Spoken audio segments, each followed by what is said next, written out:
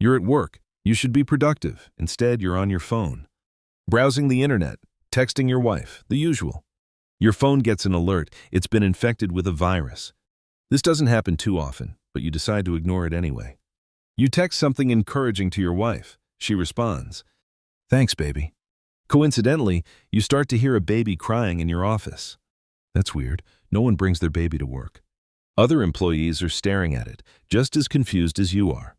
You are about to respond to your wife with a fire emoji, your favorite. You go check on the baby. Other employees gather around. One picks it up. Your wife texts again because you haven't responded.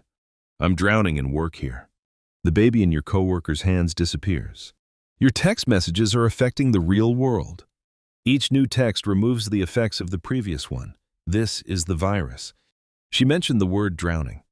Your office starts to flood, from the floor up, out of nowhere. You need to do something before too much damage happens. You and some younger employees help those who can't move fast. Everyone makes it out safely before anyone gets hurt. Water starts breaking through the windows and falling onto the streets. You take out your phone to text your wife something that will stop this. Your phone won't unlock, too much water damage. Your phone is useless, and so is the virus. Scientists are baffled by the endless water appearing from nowhere. Instead of stopping it, they transform your building into a hydroelectric power plant. It becomes the greatest source of power in the world. All the excess water is sent to Mars so it can become more Earth-like for future humans. Whoever created the virus probably did it to watch the world crumble. But it had a pretty positive impact on the future of humanity.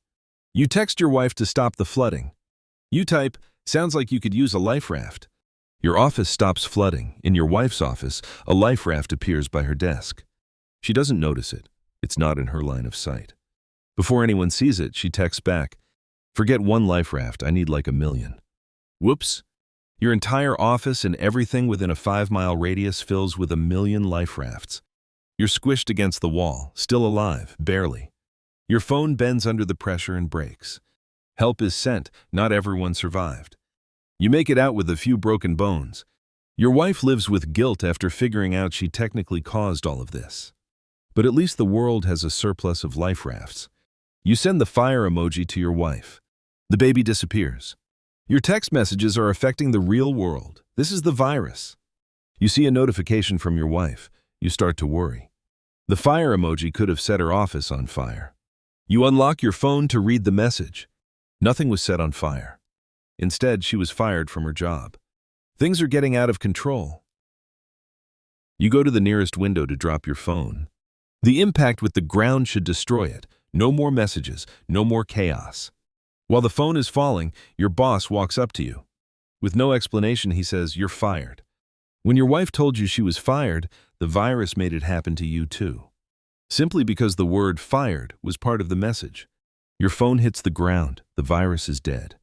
The new effect removed the old one, your wife is rehired. While you remain fired. Time to buy a new phone and maybe some antivirus software. You want to use this power for something good.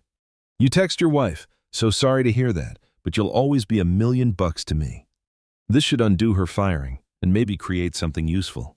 A bag full of $1,000,000 in cash appears on the floor by her desk. She hasn't noticed it yet. You go to the nearest window to drop your phone and destroy it.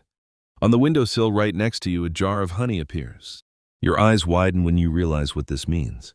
As your phone fell, it received one final message from your wife.